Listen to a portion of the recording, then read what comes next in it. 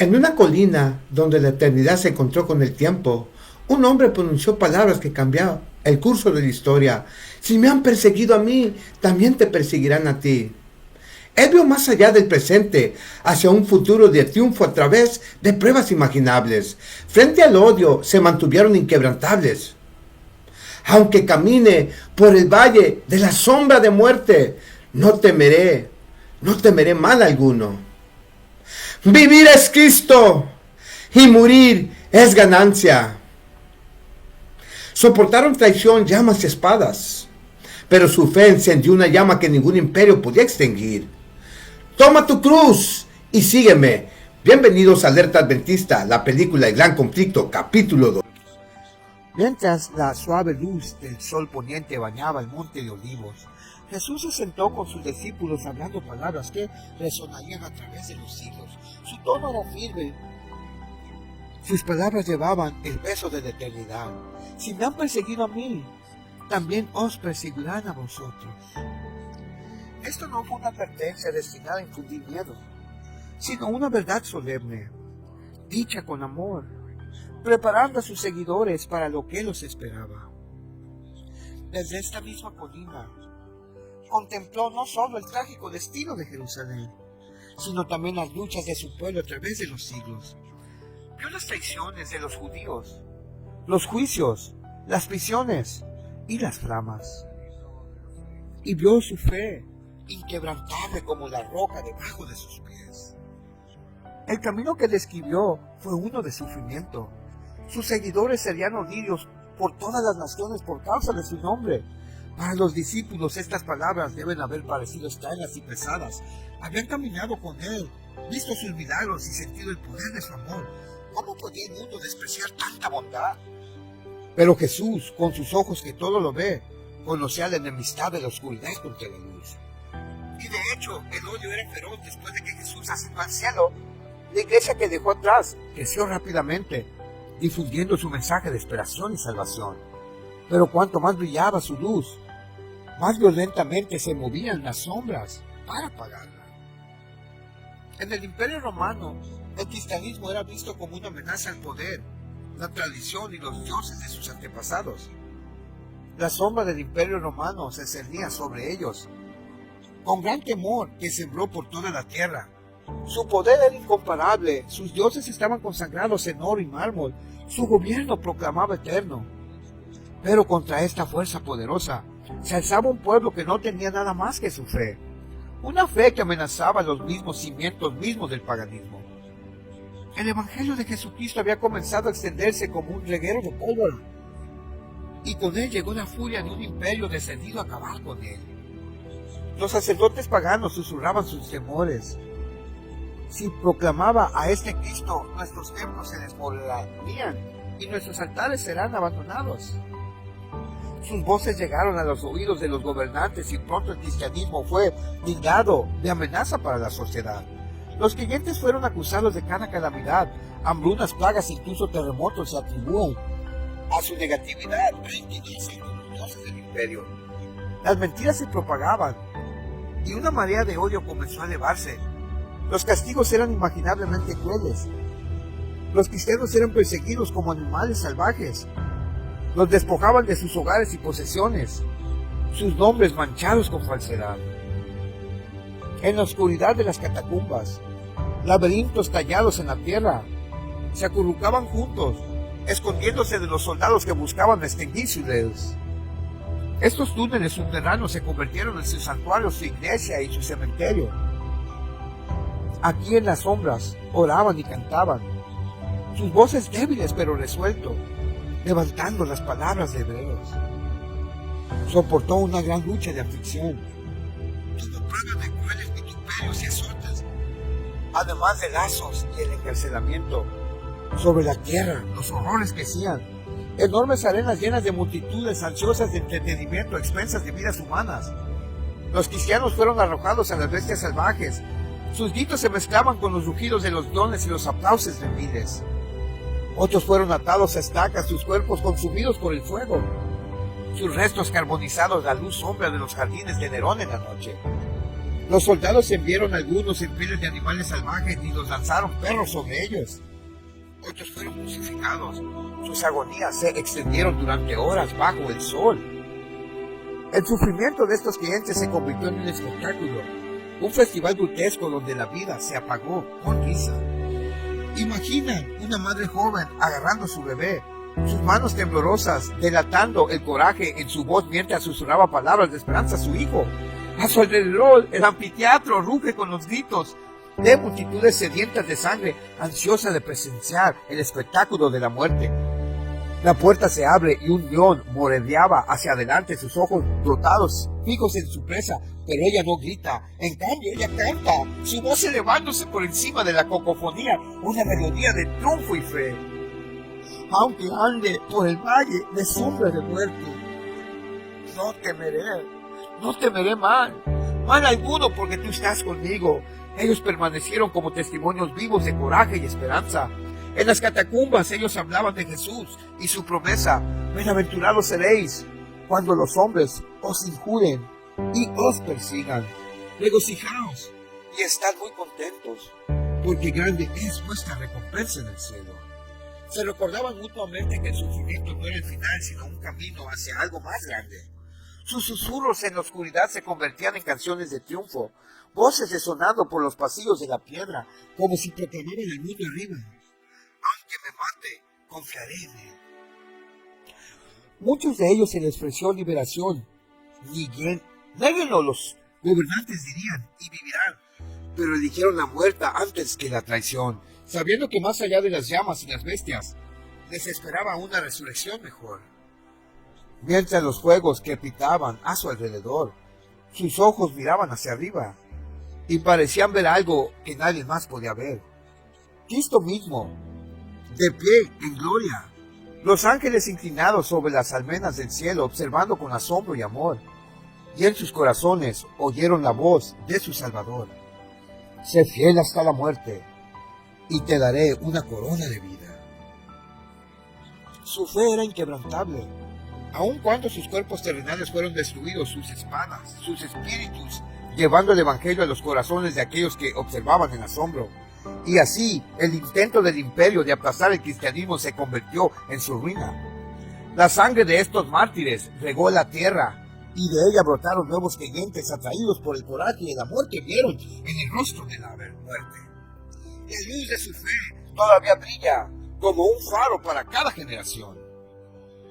Nos llama a recordar que el evangelio vale todo, que ninguna prueba es demasiado grande cuando la eternidad está en juego. Y por eso su historia llega a través del tiempo, no solo como un relato de sufrimiento, sino como un triunfo de esperanza, un recordatorio del precio de la verdad y un desafío a todos los que se atreven a seguir a aquel que dijo: toma tu cruz y sígueme. La pregunta sigue siendo: ¿cómo pudo una devoción tan pura e inquebrantable incitar tanto odio? Tal vez es como una lámpara que se lleva a una habitación oscura. La luz expone lo que estaba oculto, revelando tanto la belleza como la fealdad. Y aquellos que aman la oscuridad no podían soportar la visión de la verdad. Sin embargo, incluso en su sufrimiento, estos primeros cristianos dieron testimonio de algo profundo, un reino que no es de este mundo, un amor más fuerte que la muerte, y una esperanza que no se sacudía por las tormentas de la persecución. Su historia no es meramente historia, es un llamado que resuena a través del tiempo, recordándonos el costo del discipulado y la recompensa eterna que espera a quienes perseveran. Y por eso sus voces todavía hablan, no desde anfiteatros o catacumbas, sino desde las páginas de las Escrituras y el legado de sus vidas. Su testimonio nos llama a examinar nuestros corazones. ¿Qué estamos dispuestos a terminar por aquel que soportó todo por nosotros?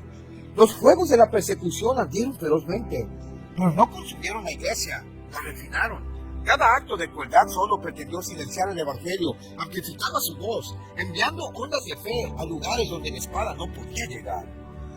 Roma creía que podía aplastar este nuevo movimiento, pero en sus esfuerzos por destruir a los seguidores de Cristo se convirtió en un sirviento involuntario de la propagación del evangelio. Lo que Satanás quería hacer daño se convirtió en terreno fértil para las semillas de la verdad. La sangre de los mártires derramada en arenas y en las calles parecía haber un poder que ninguna fuerza terrenal podía contener. Por cada creyente arrojado a las bestias salvajes, surgían 100 nuevos. Por cada uno quemado en la hoguera, su coraje encendió una llama en los corazones de quienes presenciaban su firmeza. Era como si la muerte misma se había convertido en un púlpito que proclamaba la esperanza de la vida eterna más fuerte que cualquier predicador jamás podría. En una ciudad, un joven soldado romano observó cómo una mujer cristiana enfrentaba sus momentos finales. Ella permaneció inquebrantable, sus ojos se elevaban a los cielos. La multitud rugió, burlándose y abuchando, pero su rostro estaba radiando de paz. Antes de que las llamas se la llevaron, ella declaró: vivir es Cristo y morir es ganancia. El soldado entrenado para ser endurecido y frío sintió una agitación en su corazón. ¿Cómo podía alguien enfrentar la muerte con tanto coraje, con tanta certeza? Él siguió su ejemplo en secreto y más tarde él también se convirtió en un creyente. El mismo acto destinado a infundir miedo en los corazones de los cristianos se convirtió en un testimonio que ablandó los corazones de sus opresores. La gran controversia entre el bien y el mal continuó, pero los propósitos de Dios no pudieron ser frustrados. En su derrota, los mártires encontraron victoria. Fueron considerados por Cristo como conquistadores, guerreros que habían peleado la buena batalla, y se les prometió la corona de justicia. Sus vidas no fueron desperdiciadas, fueron plantadas.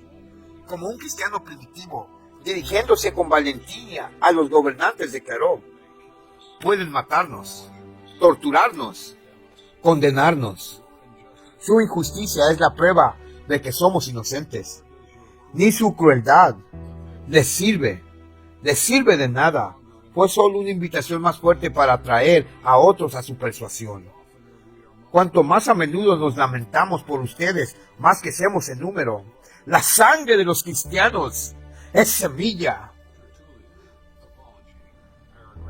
Tertuliano, Apología, párrafo 50. Fue como si Satanás, la mano de él, esparció estas semillas sin darse cuenta de la cosecha que traerían para el reino de Dios. La persecución forjó un vínculo entre los creyentes que ningún poder podía separar. Ante un sufrimiento inimaginable, se aferraron unos a otros y a su Redentor. Las canciones de esperanza se elevaron desde las celdas de las prisiones y las oraciones resonaron a través de las catacumbas y las susurradas promesas del regreso de Cristo fortalecieron a las almas cansadas. Su sufrimiento se convirtió en un vívido reflejo del sacrificio de su propio Salvador, acercándolos a su corazón. Cada latigazo, cada grito de dolor fue un recordatorio de sus palabras. Bienaventurados los que padecen persecución por causa de la justicia, porque de ellos es el reino de los cielos. En un imperio que se enorgulleció del orden y conquista, el Evangelio desafió los límites, llegó más allá de los muros de Roma, más allá de sus ejércitos, a los lugares más inesperados. Familias enteras se convirtieron de ídolos al Dios vivo, inspirado por la valentía de aquellos que se negaron a inclinarse ante el César. Los mercaderes llevan las historias de los mártires a lo largo de las rutas comerciales. Sus cuentos se mezclaban con el mensaje del Evangelio, hasta que incluso las religiones más distantes oyeron de un Salvador que ofrecía vida eterna. Imagina un incendio forestal en un bosque seco. Cuanto más sopla el viento, más se propaga, consumiendo todo a su paso. La persecución de los cristianos fue ese viento, avivando las llamas de la fe. En lugar de apagar el movimiento, lo encendió. Y aquellos que buscaron suprimir la verdad se encuentran a sí mismos con testigos involuntarios de su poder imparable. Incluso aquellos que servían la oscuridad comenzaron a flaquear. Los súbditos de Satanás, que una vez se burlaban y oprimieron, fueron atraídos a la misma fe que intentaron destruir. Vieron el contraste entre sus vidas y la esperanza inquebrantable de los cristianos. Vieron amor en lugar de odio, paz en lugar de temor, alegría ante la muerte. Era una luz tan convincente que muchos dejaron las sombras para que midieran su brillo. La iglesia, aunque mayugada y golpeada, se mantuvo firme. Creció no a través de riqueza o poder, pero a través de las vidas de hombres y mujeres comunes que creyeron en un Salvador extraordinario. Sus testimonios moribundos se convirtieron en sermones vivientes, sus últimos suspiros de proclamación de victoria. El mundo no podía entenderlo, pero el cielo se regocijó, porque en cada acto de persecución el Evangelio avanzó. demostrando que ningún arma forjada contra ella podría prosperar. La historia no termina con los mártires, continúa como un recordatorio que en los momentos más oscuros la luz de Dios brilla más. Y cuando miramos hacia atrás, su legado nos llama a no compadecernos de su sufrimiento, sino maravillarnos de su triunfo, porque no fueron derrotados, fueron más que vencedores por medio de aquel que los amó. Los fuegos de la persecución no habían podido extinguir la llama de la iglesia primitiva. Satanás, furioso pero astuto, abandonó su asalto de fuerza y recurrió a una nueva estrategia, una mucho más insidiosa. Si el martillo de la violencia no podía quebrantar la iglesia, tal vez el suave susurro del compromiso podría. Comenzó a plantar su estandarte no fuera de la iglesia, sino dentro de ella, tejiendo un tapiz de engaño que mezclaba la verdad con el error. Comenzó sutilmente, como un arroyo de agua clara contaminada por una sola gota de tinta. La pieza que reemplazaba la persecución parecía una bendición, pero conllevaba un peligro junto. Los sacerdotes y adoradores paganos, una vez enemigos del Evangelio, ahora afirmaban aceptar la fe cristiana. Pero sus corazones permanecieron inalterados, intocados por el arrepentimiento o el poder transformador de Cristo.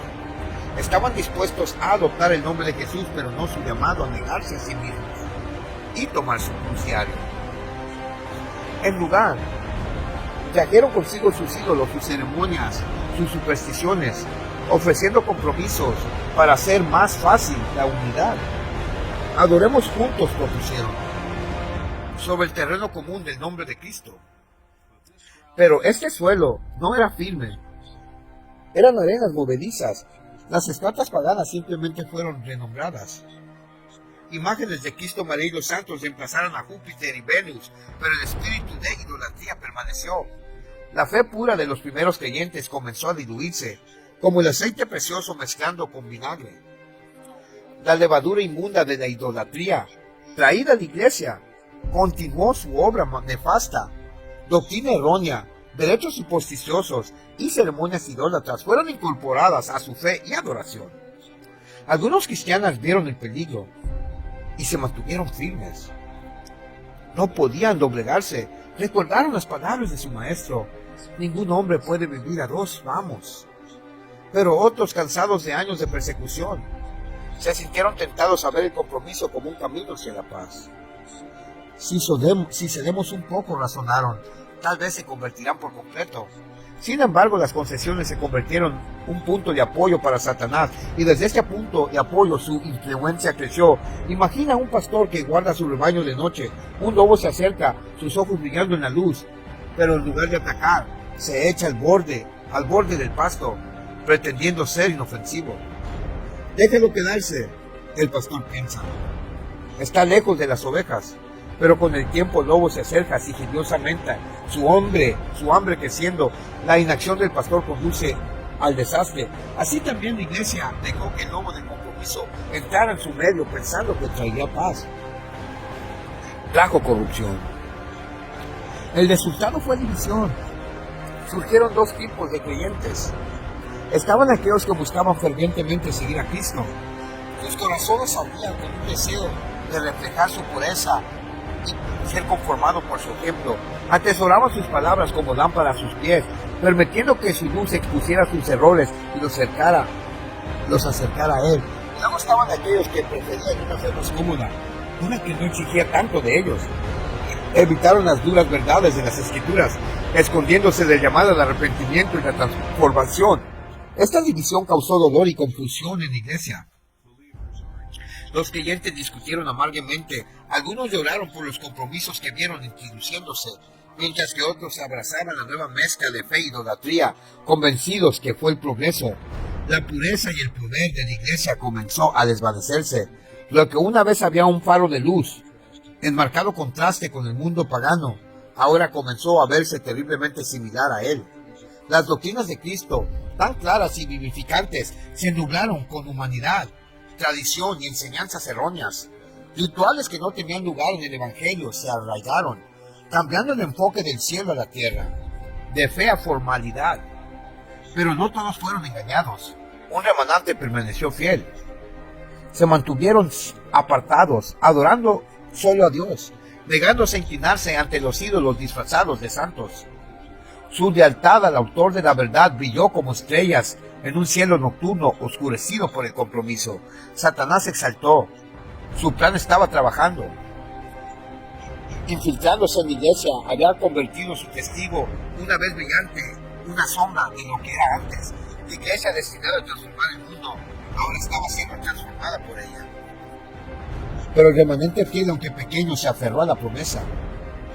Tu lámpara es a mis pies, tu palabra, y lumbrera mi camino. Sabían que la batalla estaba lejos de terminar. En esta historia hay una lección para cada corazón. Imagina una pequeña grieta en el casco de un barco. Al principio parece inofensiva, una mera fractura capilar, pero a medida que las olas presionan contra ella, la grieta se ensancha y el agua comienza a filtrarse. Si no se controla, el barco se hunde, no por una gran tormenta, sino por una pequeña debilidad ignorada. El compromiso es esa grieta. Comienza siendo pequeño, pero crece hasta que se pierde la integridad de todo el vaso. La iglesia, una vez audaz e inquebrantable frente a la persecución, ahora enfrenta su mayor desafío, la sutil atracción seductora del compromiso. Y mientras el mundo se regocijaba por esta unión de creencias, los cielos lloraban. Incluso en esta oscuridad permaneció la promesa. Dios preservaría a un pueblo fiel, un remanente que se mantendría firme por la verdad sin importar el costo. Su determinación mantendría viva la llama, aun cuando parecía que la luz de la iglesia casi se había apagado. La mezcla de la verdad y el error y el compromiso con el paganismo no solo había corrompido la fe, sino creó una situación peligrosa. Judas Iscariote se convirtió en el máximo ejemplo de este peligro. Judas caminó entre los 12, un hombre que no parecía diferente de los demás. Predicó el mismo evangelio, sanó a los mismos enfermos y se sentó a los pies de Jesús mientras su voz desplegaba los misterios del cielo. Para el espectador era un discípulo devoto, pero debajo de la superficie, oculto a los ojos humanos, pero claro para lo divino, una tormenta engendra, una tormenta de ambición, codicia y orgullo inquebrantable. Jesús, en su amor infinito, dio la bienvenida a Judas, no porque no fuera consciente de sus defectos, pero porque vio el potencial de la redención. Día tras día, Judas estaba rodeado de luz. Las palabras del Salvador lo llamaban al arrepentimiento, mostrándole el camino de la justicia. Pero Judas se aferraba a la oscuridad de su corazón, albergando pecados secretos que lo alejaban aún más de la verdad. Se aferró a su amor por el dinero, su orgullo susurrando que merecía más de lo que tenía. Cada oportunidad de rendirse se encontró con resistencia, y la luz que se le dio solo profundizó la sombra de su hipocresía. Hubo un momento solemne y sorprendente que reveló esta verdad. En la última cena, Jesús lavó los pies de sus discípulos, un acto de humildad y amor que debería haber derretido el corazón más duro. Pero Judas, incluso cuando sus pies fueron limpiados por las manos del Salvador, endureció su corazón. Ya había cometido el fatidio, cambiando la vida del Hijo de Dios por 30 piezas de plata. Su profesión exterior enmascaraba un corazón sumido en la traición, y su hipocresía lo llevó a lo impensable, traicionar a su Señor con un beso. Este es el peligro de la hipocresía. Como una fruta que parece madura, pero se está pudriendo en el núcleo, una vida vivida en pretensión solo puede llevar a la destrucción. Judas caminó con Jesús, pero nunca caminó verdaderamente en su luz. Y entonces, cuando llegó la reprensión, cuando sus pecados fueron señalados gentil, pero firmemente, se rizó de ira en lugar de inclinarse en arrepentimiento. Entregó su mente a Satanás y al hacerlo eligió la oscuridad sobre la luz. Pero Judas no fue el único. La historia de Ananías y Zafiras es otra advertencia solemne. Se pararon ante los apóstoles presentando su ofrenda como si fuera el precio total de la tierra. Buscaban alabanza de los hombres. Querían parecer generosos y piadosos, pero sus corazones albergaban una mentira. En secreto habían retenido parte del dinero, con la esperanza de engañar no solo a los apóstoles, sino al mismo Dios. El espíritu de bondad no podía ser burlado. En un instante su destino estaba sellado. Su hipocresía quedó expuesta. Fue un duro recordatorio de que mientras el hombre puede fijarse en la apariencia exterior, Dios mira el corazón. La iglesia primitiva, guiada por el Espíritu de Cristo, no pudo albergar por mucho tiempo tal engaño. El destino de Ananías y Zafira envió un temblor a través de la congregación, advertencia a todos los que podían pensar que usar la máscara de la piedad mientras ocultar el pecado dentro no era crueldad, sino misericordia, porque estaba en juego la pureza de la iglesia. Hipocresía es como una enfermedad, silenciosa, insidiosa, que se propaga si no se controla. Al igual que un médico debe cortar un cáncer para salvar el cuerpo, así que Dios, en su sabiduría, actuó para preservar a su pueblo. Los apóstoles encontraron a muchos que profesaban piedad pero albergaban iniquidad. Algunos no podían soportar la pureza de la iglesia y se fueron cuando su pretensión fue expuesta. Otros, como Judas, albergaban resentimiento hacia aquellos que buscaban reprenderlos. Y cuando la oportunidad llegó, ellos convirtieron su amargura en traición. Pero el Espíritu de Cristo en su iglesia no es solo terror para los hipócritas, también es una invitación. Incluso Judas, hasta el momento de su traición, se le ofreció gracia. Jesús lo llamó amigo, una palabra cargada de amor y tristeza. Aún así Judas se apartó. Es un recordatorio de que Dios desea sinceridad, un corazón que sea humilde y verdadero, más que cualquier demostración externa de religión. Para aquellos que permanecen fieles, que viven no en pretensión sino en verdad, hay una promesa. Bienaventurados los puros en corazón, porque ellos verán a Dios. La iglesia primitiva, aunque probada por la hipocresía, se mantuvo como testigo a esta. Eran representantes constantes de Cristo y su vida brillaba como luces en la oscuridad. La lección es esta: hipocresía y la fe a medias no son inofensivas, son peligrosas. Aquellos que abrazan el error mientras se proclama el nombre de Cristo, no solo dañan a sí mismos, sino que también desvían a otros. La iglesia primitiva, guiada por el Espíritu, entendió esto y se mantuvo firme contra las fuerzas que buscaban corromper su fe. Su coraje nos recuerda de la necesidad de vigilancia para mantener la fe. Aun cuando es incómodo o impopular, ya no podían permanecer en unión con una iglesia apóstata que se negaba a librarse de la falsedad y de la idolatría. No fue una decisión tomada a la ligera. Ellos habían esperado una reconciliación para una reforma, para un retorno a la verdad. Pero cuando se hizo claro que tal retorno no vendría, ellos sabían lo que debían hacer. Eligieron la separación, no por enojo ni orgullo, sino por un compromiso solemne con la palabra de Dios. Salid de en medio de ellos, apartaos, dice el Señor. La mayor tragedia se produjo cuando aquellos que una vez habían defendido la fe se convirtieron en sus más feroces perseguidores. Uniéndose con sus compañeros medios paganos, dirigieron sus ataques contra el remanente fiel que se negó a inclinarse ante el error. Estos apóstatas rechazaron la Biblia como el estándar de la verdad y etiquetaron a los que defendían la rectitud como los herejes. Los mismos quienes deberían haber defendido las doctrinas de Cristo se convirtieron en los instrumentos del ataque de Satanás a la iglesia. Fue una lucha desesperada para los fieles. Se enfrentaron a la persecución, no solo del mundo, sino desde dentro de la iglesia misma. Hoy en día las luchas de la iglesia primitiva todavía se pueden escuchar. El peligro del compromiso de indiferencia se hacen presentes. Las doctrinas fundamentales, una vez se defendieron a gran costo, ahora son descartadas por muchos como innecesarias o obsoletas.